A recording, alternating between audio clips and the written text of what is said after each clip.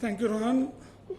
It seems that I have nothing to say about it because he himself said that there is no kind of solution as of now, because if the Indian Coast Guard commander says that how they deviate from them, and if Sri Lanka Navy also says what could we think of they are doing with us, then it's going to be a serious issue. But however, as he had very correctly mentioned, that there are no visible enemy at sea today.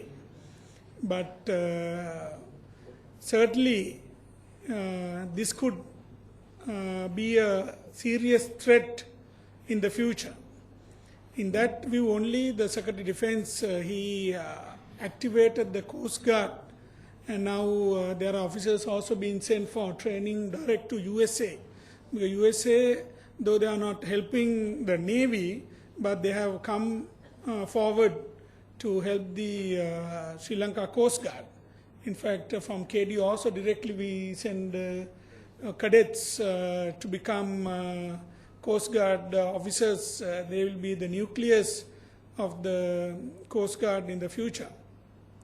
So it's a very serious matter, and this matter been discussed as various forums for the last couple of decades. But so far we have not been able to come to a conclusion of how we could prevent poaching in our waters.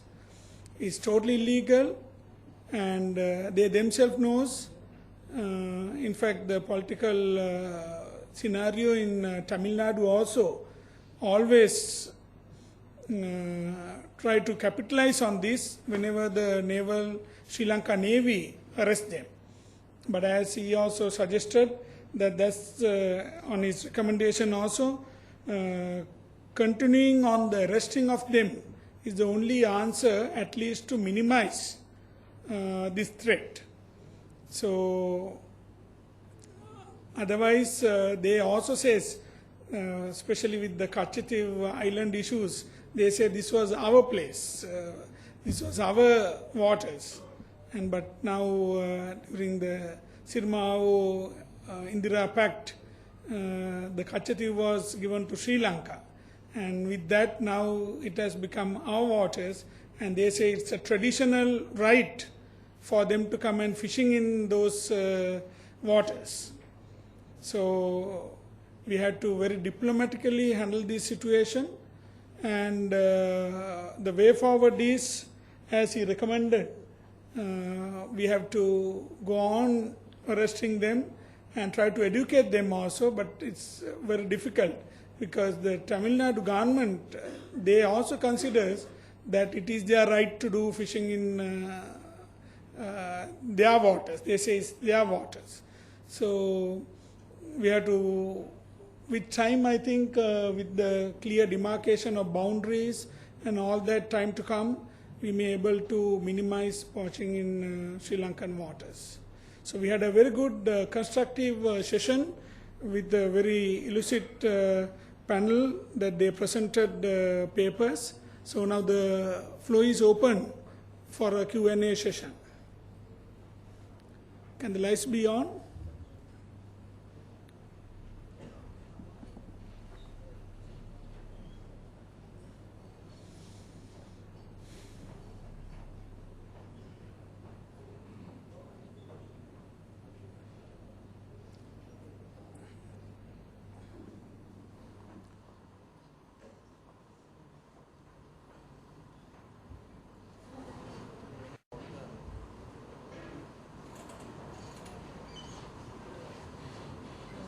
The other person also can be ready with the mic so that we can minimize the time. Good evening, sir. Thank you very much for the very informative presentations. And sir, after the, by the way, I am Group Captain Commander from Sri Lanka Air Force. Now, sir, after the tsunami disaster, we have learned the lessons, and now we have a disaster management center backed by armed forces. And sir, after the war, we haven't thought about a center which is to counter maritime terrorism or counter terrorism. in order to curb piracy, drug trafficking, human smuggling, weapons smuggling, and illegal fishing correctly brought out by Command Joseph. Sir, I would like to have your view about that, sir. Okay. You take on first, then I will continue with him. So thank you for that question. I think she spoke about maritime piracy. But when we consider the area that we are in, I think we have not seen piracy taking place for the recent couple of years. Now we have a high-risk area marked west of India, and once the vessels enter that particular area, you need to inform certain authorities so that area remains as a high-risk area. And the risk of piracy gradually have been shifted from Somalian seas to western part of Africa.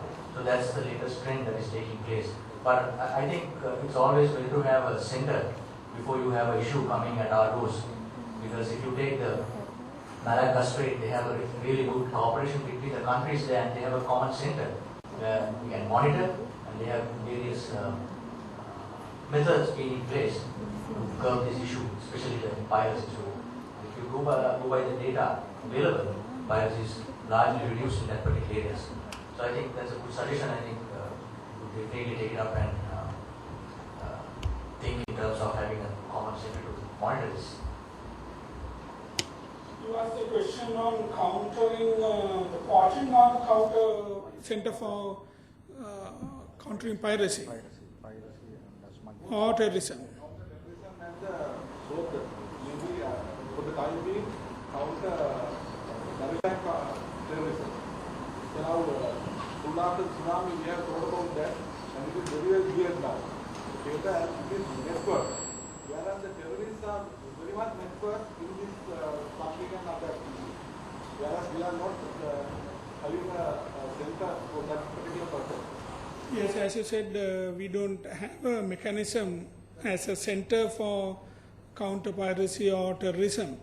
But as you know, most of these things were dealt with by the Office of the Chief of Defence Staff, and things were coordinated from that end.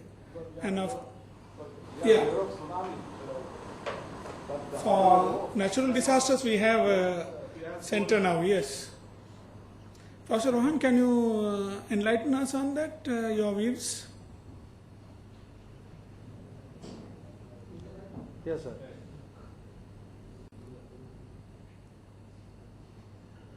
I think that there are three separate issues. One is capability for countering maritime terrorism.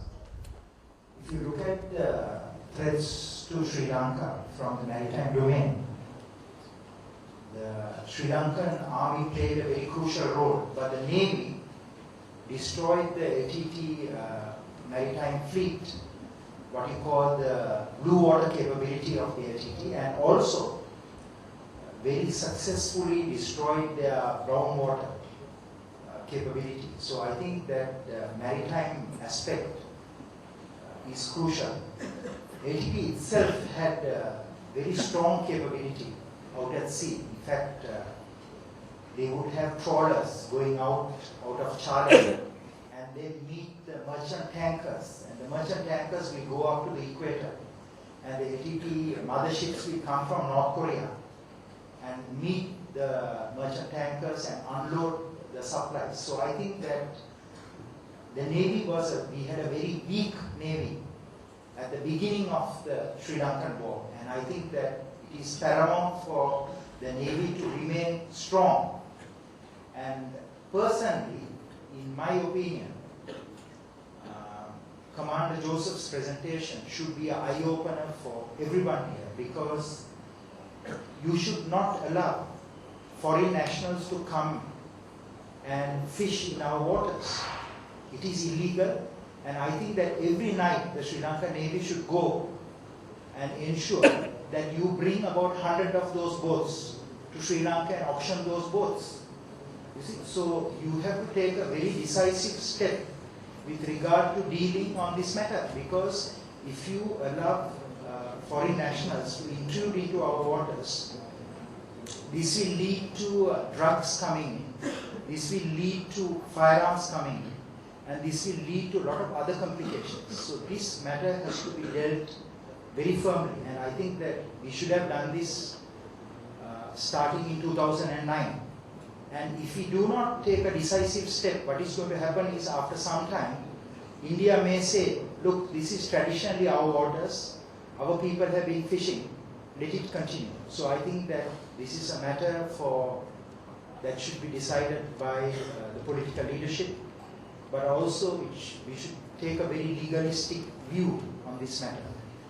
With regard to human smuggling, with regard to piracy I don't see it as a major challenge for Sri Lanka, because piracy is largely in the Malacca Straits and in the east coast of Africa, west coast of Africa, Somalia led.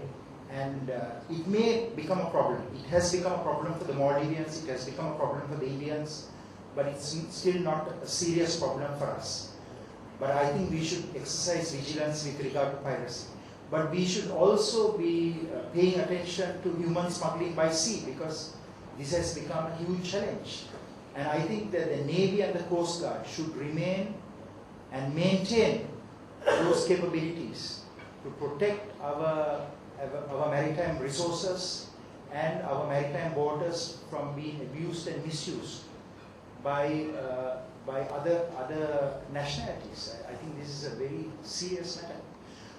General, the Vice Chancellor asked a question, why is it that we don't have these capabilities? And I think that these are new threats.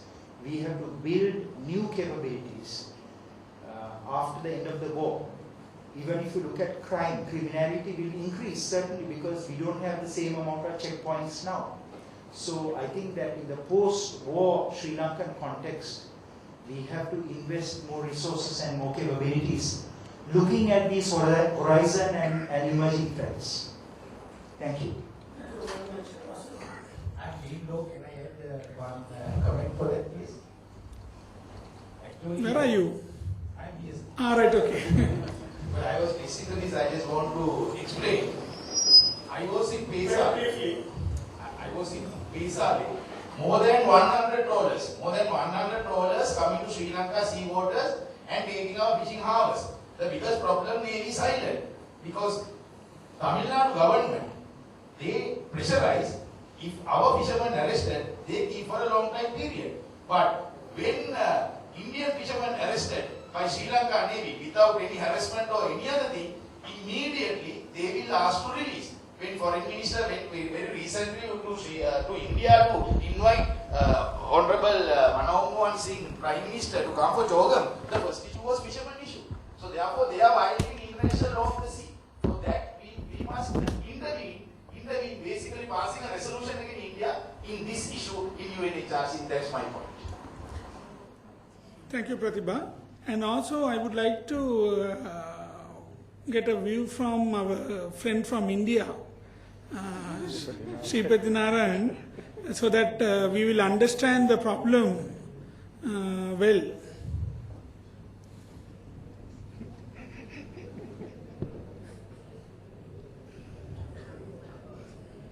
Well, sir, I think the presentation kind of clearly mentioned the problem largely lies on the Indian side. And yeah, if the GPS navigation equipment installed in the Indian vessels do reveal that the Indian boats cross the IMB. One issue that needs to be done largely is that the primary problem with respect to the fishing issue does not emerge from the complete coast of Tamil Nadu. It comes largely from two districts, Ramanathapuram and Nagapattinam. And these two cities are out of the two districts. Nagapattinam, if anyone can show me the map of Park Street, Ramanathapuram is the one which is inside the Park Street, and Nagapattinam is outside the Park Street. And again, if you notice that it is the Nagapattinam fishermen who also come to Trincomalee. It is not only limited to Park Street but also Trincomalee. Maybe the only solution which I can see is to encourage Indian fishermen to take to deep seas or move them away from the coast and discourage them and enlighten them